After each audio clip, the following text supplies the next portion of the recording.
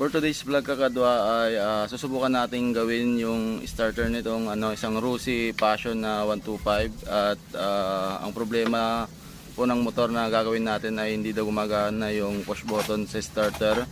Kaya susubukan nating paganahin, so let's go.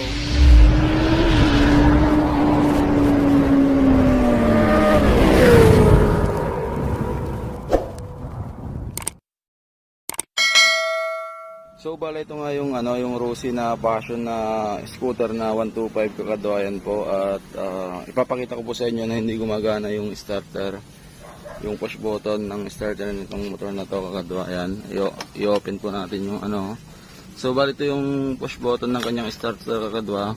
Kahit i-preno mo yan, hindi yan gumagana. Ayan, so yan yung isang issue dito sa motor na to kakadwa, at tayo naman susubukan nating gawin ito.